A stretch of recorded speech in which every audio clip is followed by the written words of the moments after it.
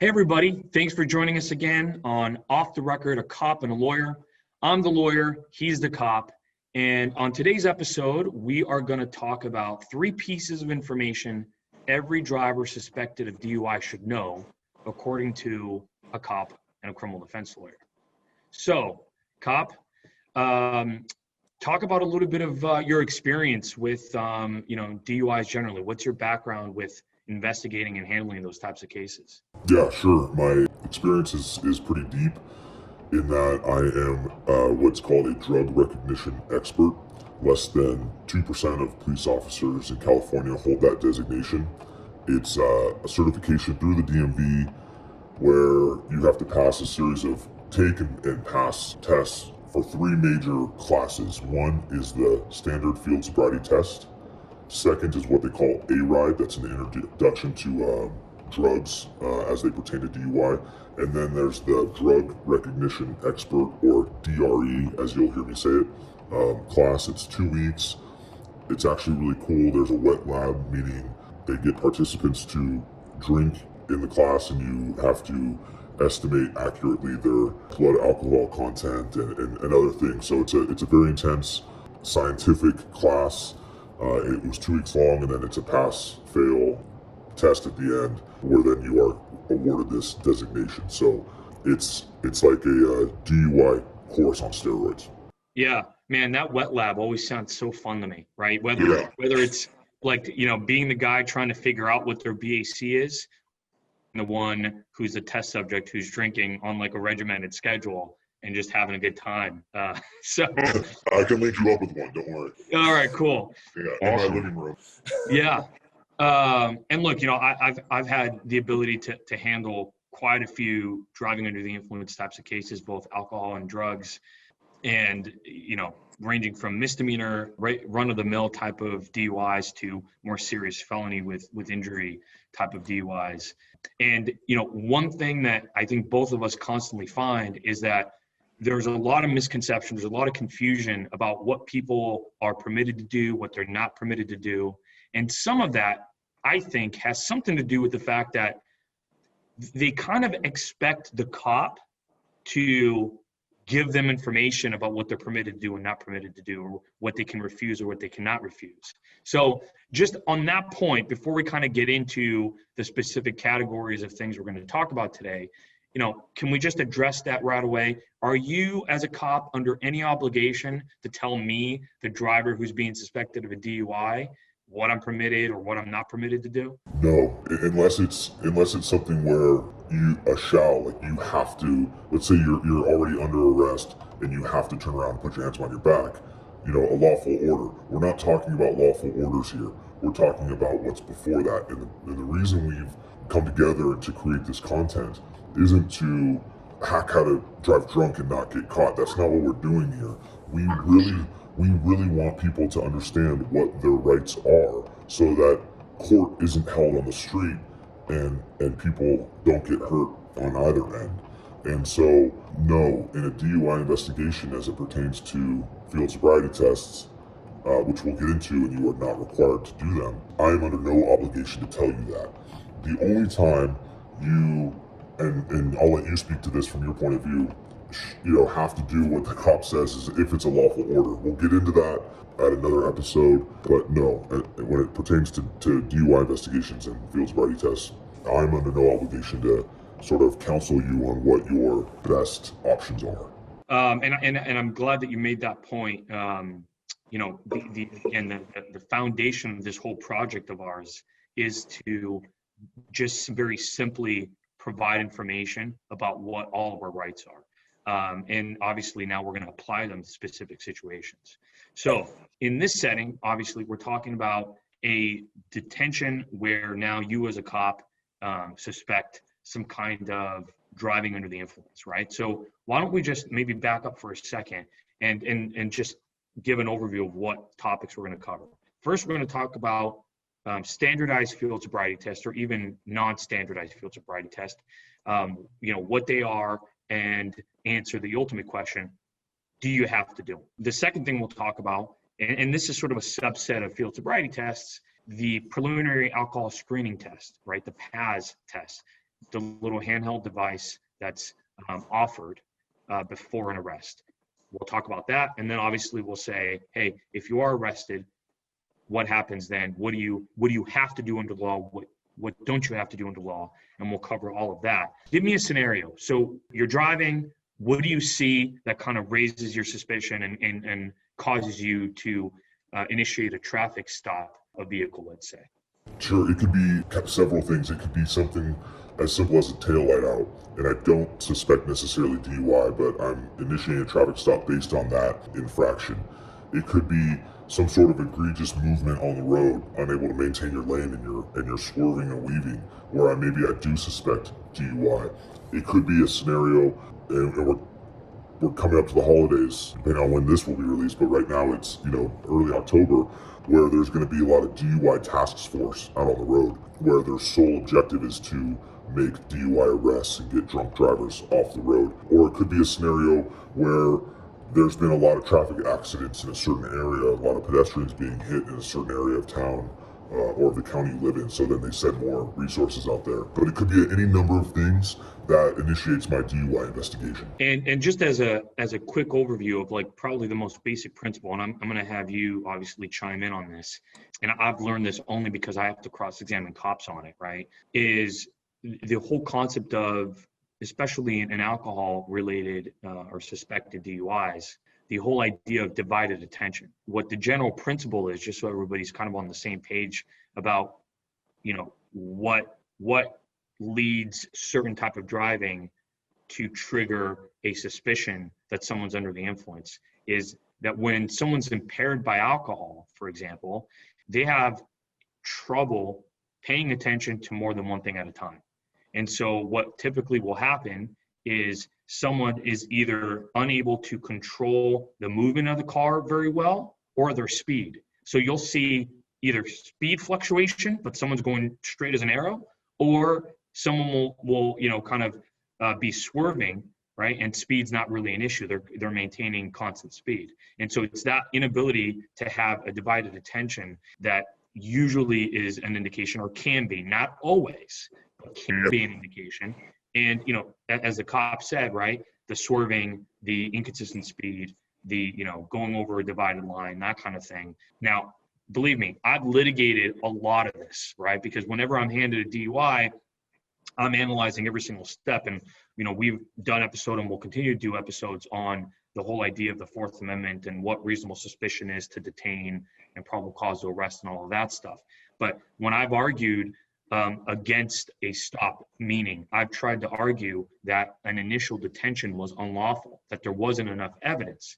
For example, right, a case where someone's tire goes off on the dotted line once and then swerves back. Is that enough for a detention, right? Obviously, I argued it's not. Nobody drives straight as an arrow. That's not enough to indicate that there's something going on, and it doesn't necessarily automatically violate the vehicle code.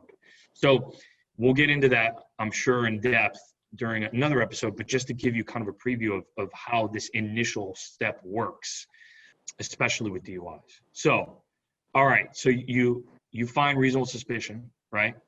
Right.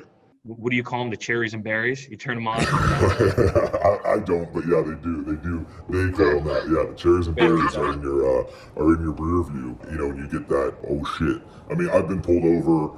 I won't tell you how many times I've been pulled over. So I know I've seen the cherries and berries in my rear view as well. And so now let's assume the stop is lawful, and I suspect alcohol is involved, or there's going to be a DUI investigation that now takes place.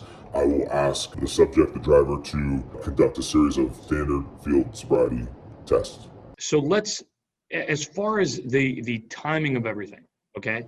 So you pull somebody over, you probably, I don't know, do you put stuff in your computer about what you just did? Or you put in a dispatch, hey, I just pulled somebody over? How does that work? Yeah, so of course I want my coworkers to know my location. Depending on how many occupants are in the car will, kind of sort of help me gauge how many officers I want on the scene.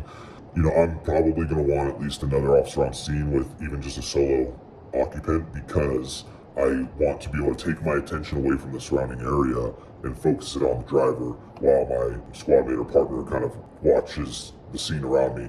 And then depending on where we are, right, there might be other traffic that we need to help move around and things like that. So that's pretty typical for a traffic stop. You know, we've seen it. We've probably, most of us have experienced it. We've seen it on TV. We've driven by them. So that's not super earth-shattering news, but that's kind of how the initial investigation would start for me. And so then you walk up to, you know, maybe the driver's side, sometimes the passenger side, right? Depending on the circumstances. What is the first indication that this might be a DUI investigation for you, typically? That's a tough question to answer because it could be smell, it could be symptomology of somebody who's drunk. That symptomology is a really fancy word for what it looks like, right? We've all seen and been around drunk people, you know, whether it be at a bar, at a party, you know, whatever. So it could be watery eyes, slurred speech, the smell. It could be a few of those indicators that might, you know, pique my interest that we might be starting a DUI investigation or are going to. And so in my experience, one of the first things that I see when I've read the hundreds of reports on driving under the influence investigation is that the cop will say, hey, I approached the window, you know, like you said, I noticed the person speaking to me, the driver, had slurred speech, or I noticed red watery eyes. But most of the time, right, it's I could smell the odor of alcohol emanating from the vehicle. Right, emanating. And so usually, at least in my experience, right, is it fair to say that one of the first couple questions you may ask is, hey, have you been drinking tonight? Right, exactly. Have you had anything to drink tonight? And I think now might be a good time to jump into what you're actually obligated to do. Because after I ask that question, which is sort of instinct for me at this point, right? There's going to be an official form that's used by and given to departments via the California Highway Patrol, a series of interview questions to ask you. They're boilerplate, same, you know, questions every single time. And at this point, remember, you are detained. You are under no legal obligation to answer my questions. I am not telling you, and I would love to hear what you have to say on this. I am not telling you to not answer the questions. I'm telling you what the law and what rights are afforded to you under our Constitution. And that's it.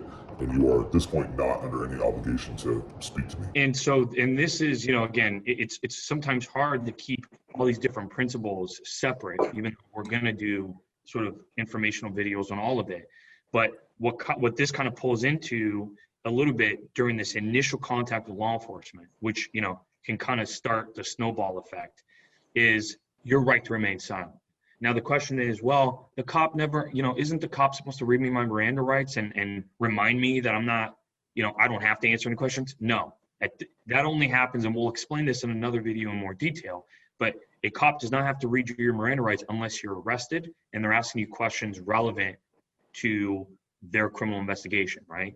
Designed to essentially get out of you an incriminating response. So in this detention stage, at no point is an officer required to tell you, hey, you can remain silent if you want, okay? So that's huge. So with that being said, that doesn't mean that you don't have the right to remain silent. You do. You're under no obligation to answer any questions about, you know, where you've been, what you've been drinking, if you have been drinking, nothing. You don't have to do any of that. All you got to do is give the cop your license and your registration. Would you agree that legally is the only obligation of a driver when being detained? 100%. Outside of any officer safety things like, you know, not reaching under the seats and things like that, keeping your hands visible, that's all kind of stuff that we look for as well. But to your point, right, you are under no obligation to speak to me. And I've been on traffic stops where I make my approach and I say, hey, you know, I stopped you for this reason, and all I get is the license, the insurance card, and the registration, and nothing else. No hello, no FU, nothing. And that's perfectly fine. There are officers out there that probably rattles them. Not me personally, but, you know, we'll touch on in another episode how to navigate a situation where you think that the cop might be getting rattled or giving you unnecessary attitude. So remain professional, be nice, but you don't have to talk. Bottom line. Definitely. And can you give us kind of an example or sampling of some of the questions that, you know, you would typically ask, assuming that, you know, the driver decides to engage in a conversation with you or answer your questions. What are some of the questions that you would ask off that CHP form?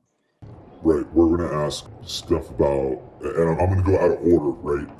But I'm going to spitball here. We're going to ask about, have you been drinking alcohol? Have you had anything to eat?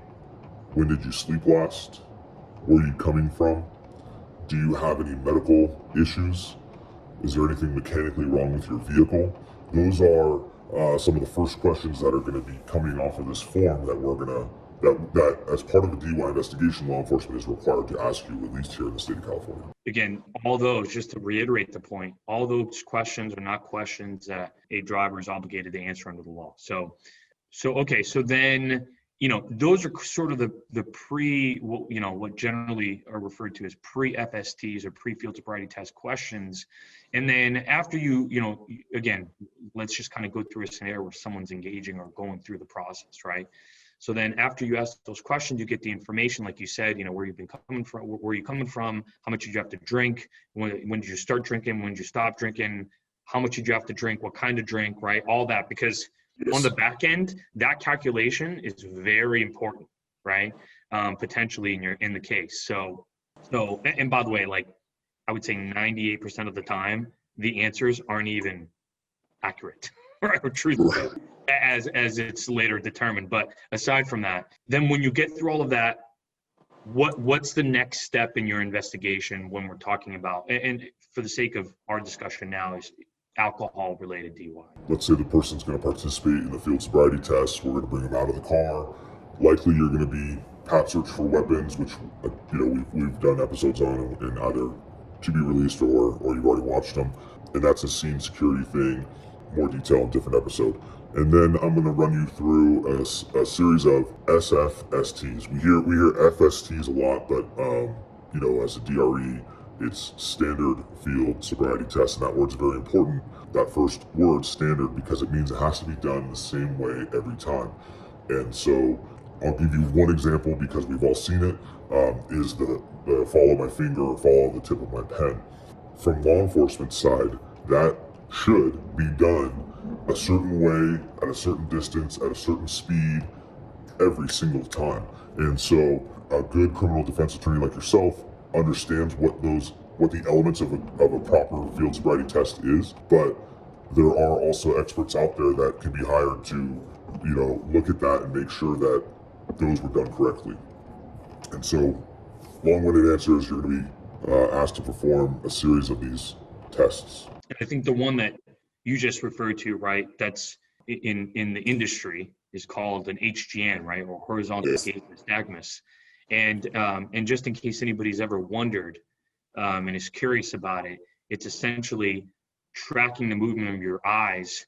Again, as the cop said, in a very standardized way, in a very, there are certain steps have to be followed, right? Shoulders have to be, at a certain sort of position. The cop has to be a certain position, the whole thing. And they're essentially looking for a certain bounce in your eye when your eye's looking one side. And that is typically indicative of alcohol being in your system. Yeah, alcohol or drugs. And so, reason being, and this is we're not giving away trade secrets here. This stuff is out there. We're just putting it in a place where you can find it easily and understand it, hopefully digest it in a manner that helps. But the muscles, the ocular muscles in the eye are, if not the only, one of the only muscles that you can't physically control yourself. So, I can raise my arm up or down at my choosing, but under the influence of alcohol or drugs, I cannot control the bouncing of the eye.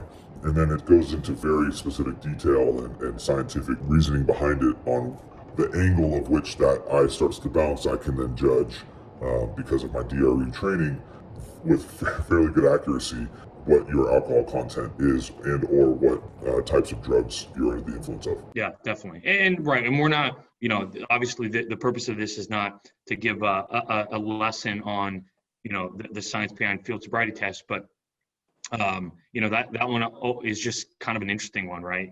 Because it's kind of like, well, what is it about you looking at my eyes and making me follow your finger that tells you anything, right? So it's always kind of a mystery to some people. So that's HGN is one of them, right? And generally, right, there's the walk and turn. What other field sobriety tests are standardized or standard? The Romberg test for DRE as well, and then finger to nose. We've seen that, right? Now there's a bunch of ones that aren't standard. I can't speak to those because I don't deviate from what is considered standard. So, but there are others out there, and it varies state by state, county by county, training by training. But again, just because I've even seen or heard of people having to write the alphabet backwards. Have you heard of that? I've heard people have to say the alphabet in a certain way. Yeah, like starting midway through or something without singing it. Yeah, I've seen that.